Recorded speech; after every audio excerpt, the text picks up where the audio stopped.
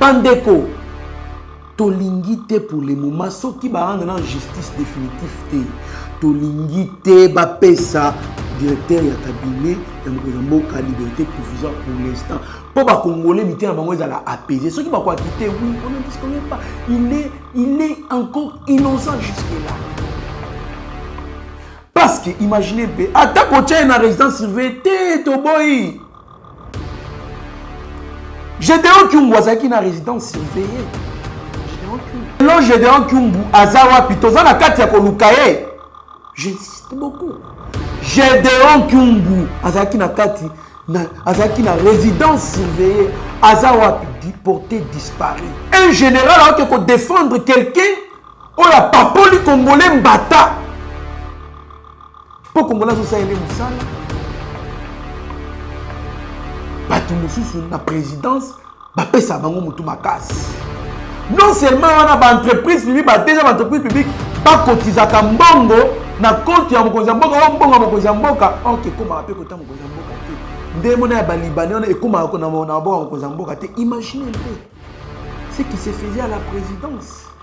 Bapeki Sindeko, Kosala bongo te, non, il continue de faire ça. Il continue dans le même schéma. Alors, bakolandela te. Bakocha maboko te. Ceux qui battent maboko. Pourquoi les autres défendent? Pourquoi vous défendez ce qu'on ne peut pas défendre? Totika Makambouana, ezali acharnement te, ezaba parti pris ezate batuzolo ba ebongo état des droits ko bandaka kanaye. Oh! Judiciaire, acte de mariage, Pécotine Dambongo, Benga Okapi Congo Service, na 07 58 12 18 04.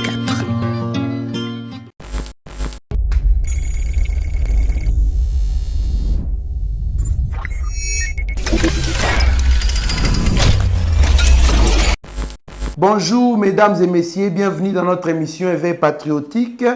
Nous allons parler de l'actualité de notre pays. Kakandenge zalaka boyebi bien biso to se retrouvaka awa tozoloba makambu ya mboka na biso et puis nous analysons, nous donnons nos points de vue, non seulement nos points de vue aussi, il y a des gens qui contribuent aussi na ba idée, non seulement kaka kofinga, au moni au fingi, au commis commentaire au fingi, au bengi nga bande au gange na ko menacer nga, mais il faut aussi nous appeler pour non seulement nous insulter ou nous minimiser ou soit nous menacer, mais aussi nous proposer des solutions à la demande ou soit aux demandes multiples que la RDC a besoin pour son développement. Sans plus tarder, j'aimerais avant tout d'abord que ça la mise au point moko boye qui maître avocat moko un maître avocat qui se dit maître avocat, mais je vis que Azan a la maîtrise ya makambo misusu te. Pourquoi? Puisque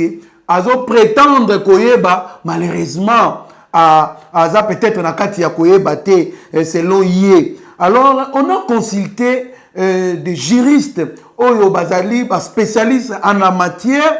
D'ailleurs, bisopeto pesa ki moi ba avis mususu peut-être ezala ki bien te parce qu'on n'était pas vraiment ressourcé na ba matière ya domaine yango. Alors, on a suivi un maître avocat bien qu'il y a mutu ya opposition na kotanga kombo na été mais bat oh balandaka na internet ba koyeba parce que un ye azalaka abengaka mokonzi mboka Chilombo na ebité je ne réponds pas, je représente pas le président kobenga mutu Chilombo na mona on dirait balingane ti ba dénigrer ba longola komba Tshisekedi pour komba Tshisekedi do peser tellement makasi ba mona comme si ça ba benga Tshisekedi ba peser ba valeur rebelle mais qu'à cela ne tienne kombo na ezali kaka Tshisekedi pour azali mwana ya Tshisekedi. Pourquoi vous préférez appeler Christian Tshisekedi mais Félix Tshisekedi vous l'appelez Chilombo?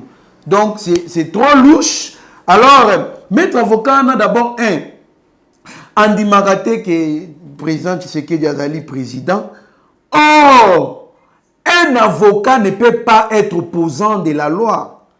Un avocat, c'est quelqu'un qui respecte les lois. C'est quelqu'un qui accepte ce qui est décidé par la loi. Dès lors que la Cour constitutionnelle a confirmé que le président Félix Tshisekedi Azali, président de la République, tout avocat, tout juriste normalement qui a prêté serment, il doit accepter ça comme tel. Bien que, azo partagé même à Vina Bangote. Je prends l'exemple. Il y a honorable Francis Kalombo. Moi, je l'ai suivi personnellement. Tant on va publier président Félix comme président de la Cour constitutionnelle, il a dit, na France 24, je l'avais suivi, si je ne m'abuse pas, entre France 24 ou TV5 Monde, à lobby, il est proclamé qu'est-ce que je dois faire. Moi, je suis un juriste de formation. Je ne peux pas m'y opposer à la décision de la Cour constitutionnelle parce que les décisions de la Cour constitutionnelle sont inopposables. C'est ça un juriste, un avocat. Il a dit, j'ai prêté serment pour ça. Comment est-ce que Ngaï à l'encontre, il y a justice. C'est ça un opposant. Alors, Nalani, soi-disant maître avocat, on a kolobake, normalement, président Félix, il faut suspendre directeur cabinet naïe parce qu'il est impliqué dans Makambu, ce qui n'est pas. Mais j'ai consulté des juristes, de maîtres avocats, des personnes qui maîtrisent bien les droits administratifs. Ils m'ont dit, les droits administratifs plutôt, ils m'ont dit, en tout cas, maître avocat, on a un problème sérieux. Ce qui a la maîtrise, il y a droit administratif, à Kendeko s'archiver, à consulter, à tanga. À lobby, directeur, il y a cabinet à chef de l'État. Pour le chef de l'État suspendre, il faut qu'il y ait une action disciplinaire qui peut entraîner la suspension de ces derniers par le président de la République. Mais celui-ci, jusque-là, il est en détention préventive sur base d'une plainte de l'État qui cherche à voir clair. Dans le programme, il y a 100 jours, c'est ainsi que parquet à l'ensemble banquette, à travers banquette, on a un indice. Il y a culpabilité ezali au fief naie parce que yende mutu a chapeauta qui misala wana. C'est ainsi que basimba kangiye pour le moment pour asambaka. Ba confronter na batu misusu. Mais mon kozamba qui correspond était dès lors que azali présumé innocent. Soki bakatelier, poursuivre, bakatelier, condamné par un jugement définitif de son juge naturel, dès mon kozamba qui suspendre. Mais cela n'empêche pas que yemo konde mutu. Alors non, papa a une réputation dans Banzani Boye, n'a démissionné. Voilà. C'est comme ça. Wana ba juriste, mutu ba pesi biso ba détail merci na maître Dali Mwende aux États-Unis pour na détail oyo pour na éclaircir l'opinion. Donc président de la République pour le moment a qui suspendre le directeur cabinet n'a été parce que azali présumé innocent jusque là. Alors à lobby batu misusu ba prétendre comme si ba yebi ba tika koloba ba baliverne devant les médias, ils doivent se taire au lieu balobaka lobaka. Donc c'est un peu ça. Alors, sans plus tarder, bandeko tokolobe la inondation ya Uvira. Kuna ezali ya koinda bandaku et bandaku ezindi na mai batu bakufi jusque là. Nous avons la précision en nombre était, mais dans nos prochaines émissions ou analyses, nous allons vous dire, vous donner le nombre de personnes qui sont mortes. Et puis, nous allons aussi parler des 47 tonnes de denrées alimentaires qui seront vendues dès aujourd'hui, samedi. Babandi déjà côté Kayango. Et puis, nous allons aussi parler de la manière dont le Congo, on s'oppose au Congo. On s'oppose à propos des conflits individuels ou soit on s'oppose à propos des idées. En tout cas, bandeko, Uvira, bandaku ezindi kuna na mbule betaki kuna ezali ya koinda mabe bandeko. Bandeko na biswana na minito bazali na pasi mingi puisque ba oyo ba kufeli ba oyo ba perdre biloko, ba perdre ba oyo ba tikali donc ba pauvre puisqu'ils ont tout perdu bazali. Les autorités locales et pourquoi pas les autorités nationales. Pour secourir. Bande konabiso oyo, bazali na kati ya komona pasi na moment otozoloba oyo. Et en ce moment, j'aimerais aussi interpeller Batou. Oyo, ba détournaka bambongo ya l'État. Botika ko détourner bambongo. Ba pesi bino bambongo. Bo salisa banzela na est kuna na ba Uvira na bozi bambongo na bo détourner yango. Tala lelo parce que bandaku ezali na ba place mabe, parce que ba caniveau ezate, parce que ba biloko belé ezali en désordre. Voilà pourquoi tozali komona makambu nyonso tu oyo ezosalema wana. Tozomona makambu nyonso tu wana parce que on n'a pas mis la population dans de bonnes conditions. Bon, ça, il va canivoter. Bon, tu vas Congolais, la population n'a pas bonnes conditions. Banda kuna bango eko zindate ndenge nini. Inondation, maï ya kosakanate, bato ba perdre biloko. Cependant, il y a d'autres Congolais qui se permettent à défendre bato ba détourner bambongo. Ceux qui bato oyo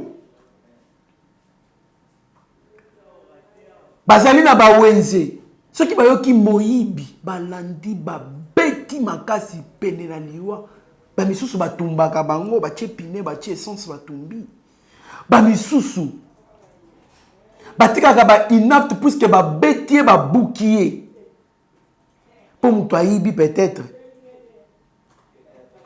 10 000 francs pour mutu ayibi peut-être 7 000 francs 5 000 francs, Moutouaïbi téléphone, Bozo Peta. Mais il y a des gens au Bazo Yiba, ils volent la République. S'il vous plaît. Aïbi mbongo ya mboka mobimba. Samawa. Parce que le mot détournement, tout le monde pense. Aïbi mbongo ya mboka mobimba. Mais il y a des gens, Bazo défendre. Non! Nous avons un danger pour la République. Alingi développement de mboka nyon surtout ezaka na poste ya développement. Mais nous avons freiné vision ya mboka na biso. To défendre, ça n'a pas de sens. To tika ko défendre batu o bazo sala ba anti-valeur. To zala pona bato bazo sala makambo bientôt encourager bango. Voilà pourquoi Nakoloba Boye. Tu as bien que le directeur cabinet chef de l'État jusque-là, il est présumé innocent. Mais, Bandeko, toko senga na gouvernement, toko senga na justice. Parce que bino, toche bino wana, po, boko zamboka bien, mutuna mutu a se retrouver. La théorie du Léviathan avec Thomas Hobbes. Comment est-ce qu'on a créé l'État? Pour ne pas entrer en détail. Bandeko, tolingite pour le moment, ce qui va rendre en justice définitive. Tolingite, bapesa, directeur ya cabinet, ya Mokozamboka liberté provisoire pour l'instant. Pour les Congolais, mité na bango ezala apaiser. Ceux qui va quitter, oui, on n'en disconvient pas. Il est encore innocent jusque-là. Parce que, imaginez, attaque au tien dans la résidence surveillée, Toboy. Gédéon Kyungu, Azaki dans la résidence surveillée. Gédéon Kyungu. Non, Gédéon Kyungu, Azawa Pitoza, la carte Yakolukaye. J'insiste beaucoup. Gédéon Kyungu, Azaki na kati, Azaki na résidence surveillée, Azawa porté disparu. Bazo Lukaye, Bazo Monate. Akimi Ndengeni. Comment vous prendrez un millionnaire, bon PC, ba soldat, oyo baza, ba futa baka moins de $100, ba tchaye en résidence civile, ba kengelaye abimate. Papa totika makambuana ko. Totika makambuana, justice la delikambuti na suka. Ba kiteye, tout le monde nous a convaincu qu'il était réellement innocent. Oui. Tout le monde va applaudir la justice congolaise. Dès lors que Bazo Samba et puis justice à Zolobake, par indice à culpabilité, ils allaient tellement palpable, ils allaient n'épaisseur ya munene. En tout cas, Azalaka Kanamakala Bazuye, si fois Samba Baye nae, à Sambi, ba confronté na batu, bazongisie, à Sambi Kakabongo. Oh. Makambo wana ke liberté pour ça tolingi yango te. Tozali na masomo ya la porta ya Gédéon Kyungwa Kimi yem tozali na résidence surveillée et bongo bazo ali susu mbatu susu o bazali soupçonné na détournement ya mbongo ebele ya mboka ya ba congolais. Batie na résidence surveillée, on n'a pas confiance. On n'a pas confiance. Basam Selikambu Tina Suka. En tout cas, Bandeko, tout ça pour ça, il y a vérité sur Makambouana. En plus, Bandeko, on me révèle encore, je ne confirme pas, il paraît, je ne confirme, il paraît que dans le cabinet, il y avait une personne dans le cabinet à Mokozi Mboka. Azaï kokende kosenga ba rançon ya chef de l'État et pas ya ba communauté libanaise, communauté pakistanaise, communauté indienne, asenga ba kotizaka ba mbongo pona mokonzi mboka. O mokonzi mboka ebi. Botana gloire bon. Donc bato bazali ko pesa ba expatrié, ba étranger, ba commerçant étranger, ba paponaka ba congolais, ba mbata. On kokuta un général qui peut défendre quelqu'un, on la papoli congolais mbata. Pour congolais so saele musala. Batu mususu na présidence, ba pesa bango mutu makasi. Non seulement on a une entreprise publique, déjà une entreprise publique, ba kotizaka mbongo na compte ya mokonzi mboka, mbongo mokonzi mboka, ok comment appelle kota mokonzi mboka te. Ndemona ya ba libanais on et comment na mboka mokonzi mboka te. Imaginez un peu ce qui se faisait à la présidence. Ba pekisi ndeko ko sala bongo te non, il continue de faire ça. Il continue dans le même schéma.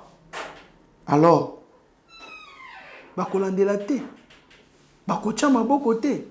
Ceux qui battent Maboko, pourquoi les autres défendent? Pourquoi qu'on défendre ce qu'on ne peut pas défendre? Toti Kamakambouana, ezali acharnement te, ezaba parti pris te, ezate batuzo waloba ebongo état des droits ko bandaka kanaye.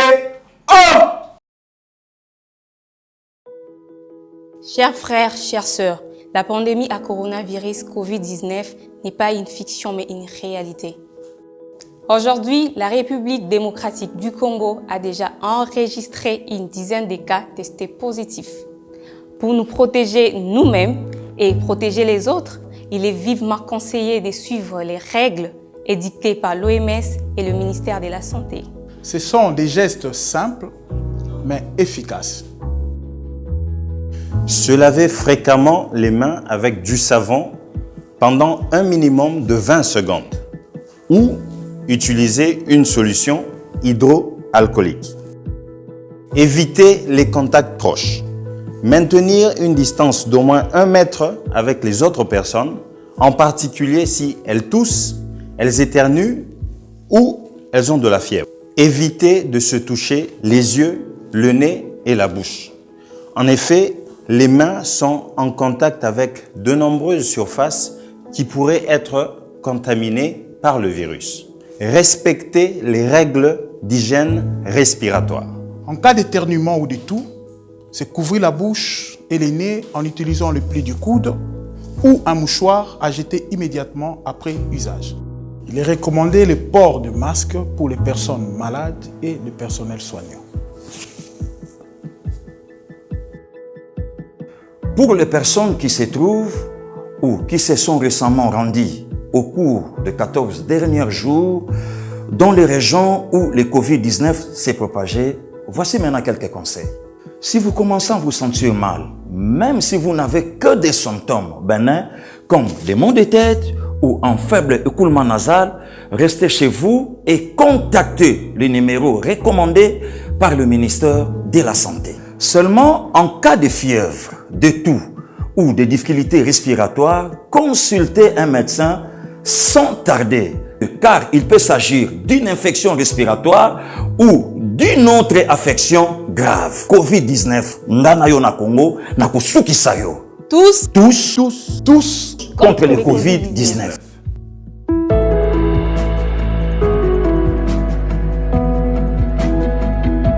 Mais on commence toujours par quelque part, Bandeko.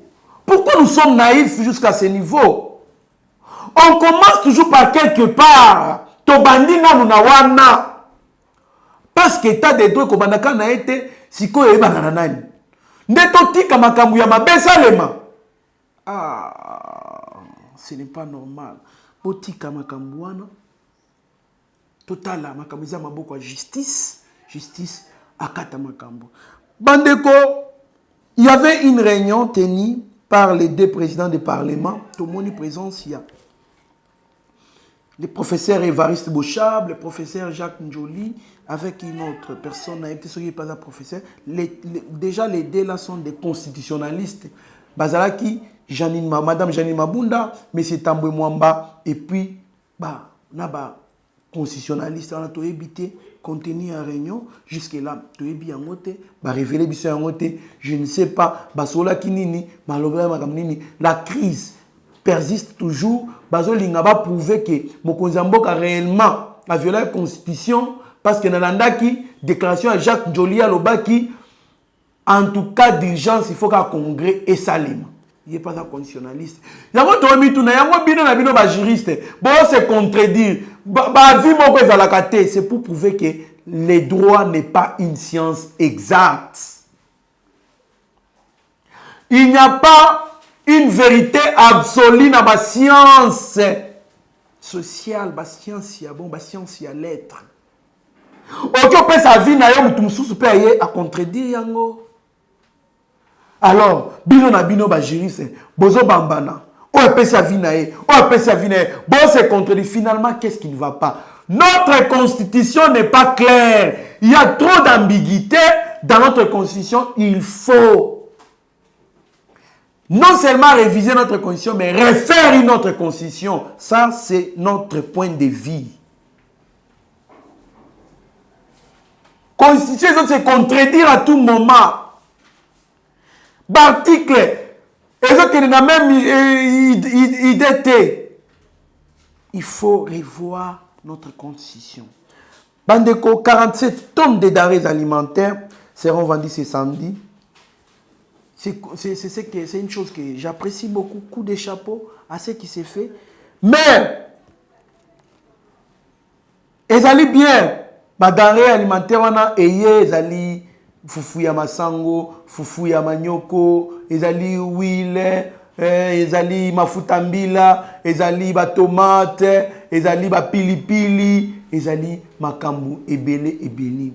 Et il pour lutter, combattre aussi ya ba prix na marché parce que tout le monde qui mutema mabe ya ba congolais misusu na ba opérateur économique ko ba comment biloko ndenge balingeli ba makala payer. C'est une bonne chose que nous encourageons. Ça sera vendu à partir de ce samedi par le programme alimentaire d'urgence PAU. Nous saluons cette initiative, mais notre attention est tirée où?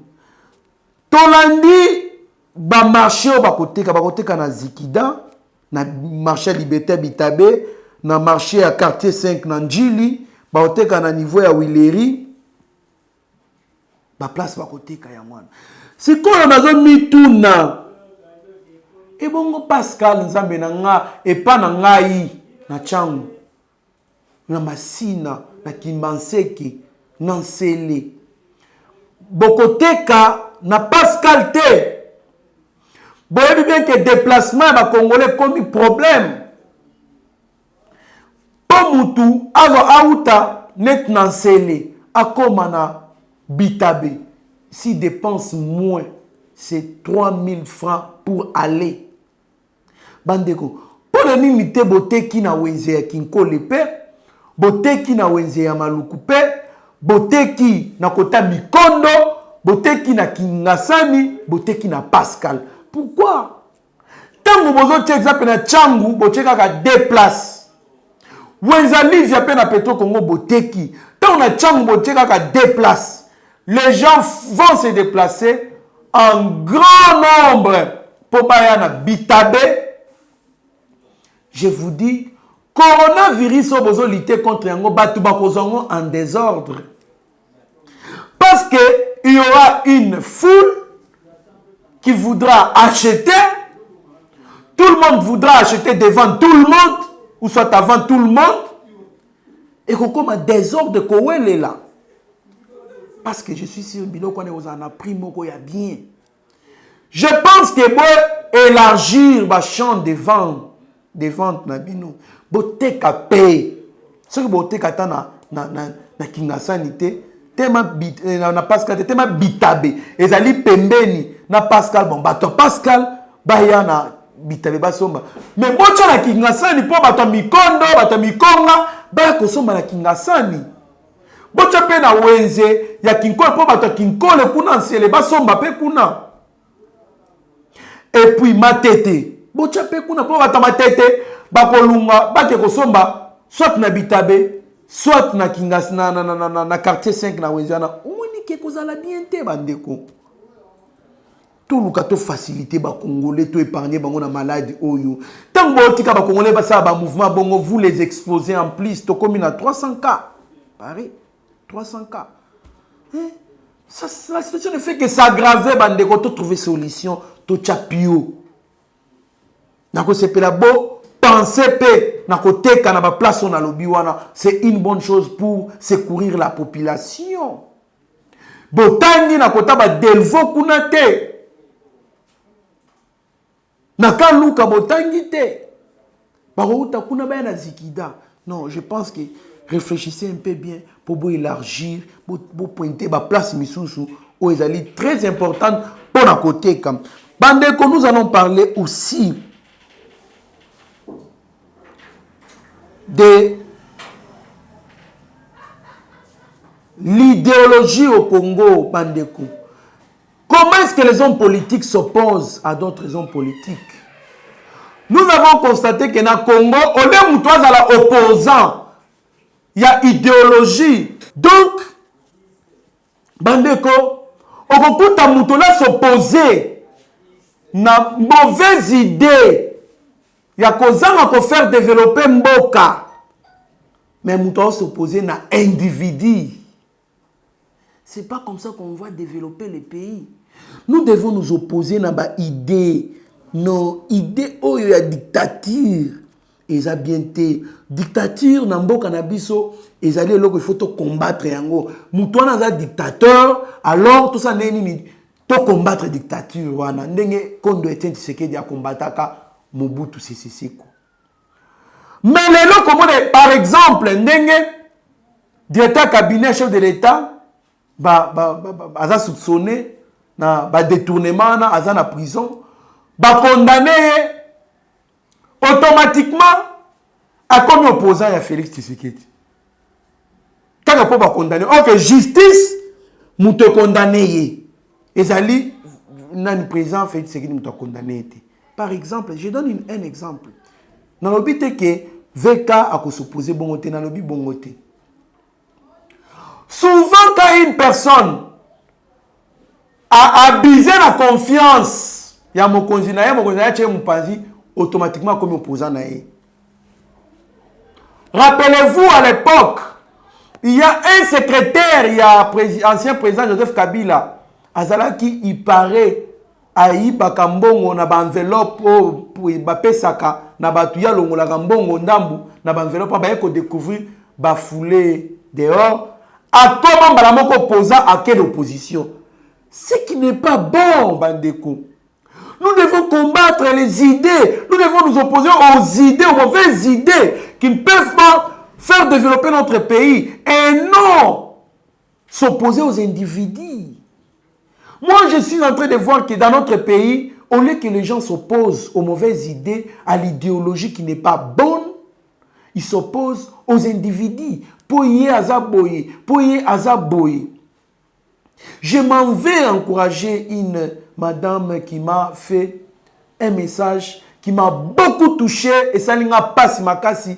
Azali libanda mboka lobi ande konanga Trésor Kandolo. Nga inazali muluba. Permettez-moi na lobeloko. Nga azali muluba. Balingi baluba te. Kofinga biso. Partout. Tobi maboye. Ba muluba. Baluba. Basali boy. Bateki mboka. Bazo finga biso. Na komi na insécurité. Na komi kobanga milenga. Nazo vanda. Qu'est-ce qui ne va pas? Deko nanga na yete kosala ndenge nini. Na ken église. Ma pasteur. Azo loba. Na lingaka baluba te. Finalement. Nasala nini. Pour les balingaka bisoté. Merci maman. Moi personnellement ningo mona abwe naza wana mulubati.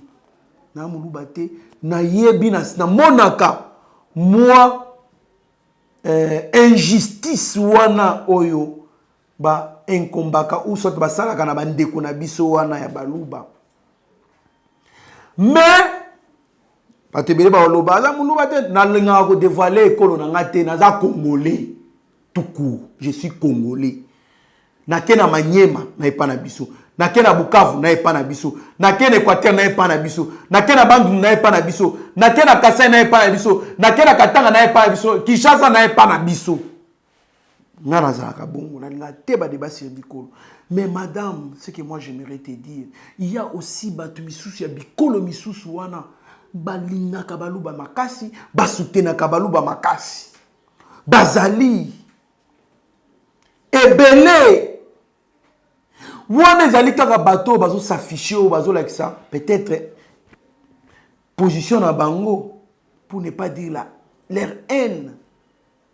En tout cas ngana pesa ki o conseil ki mi vandela sambela nzambe limbisa bango bondela ka pona bango sala makambo eza nécessaire pona yo alors kozamba problème na bango te ko tchaba société pour okobela maladie. Donc c'est pas ça. Nakani parenthèse wana. Au Congo nous voyons les gens qui s'opposent na mutuka pose ekolo moko boy. Ce qui na bête bino moi exemple eza pona ko komisa bino na place na loba ko s'opposer. Il y a des gens qui s'opposent à Moïse Katumbi ka po balingaka ekolo Moïse Katumbi te. Qui s'opposent à Martin Fayulu ka po balingaka ekolo Martin Fayulu te.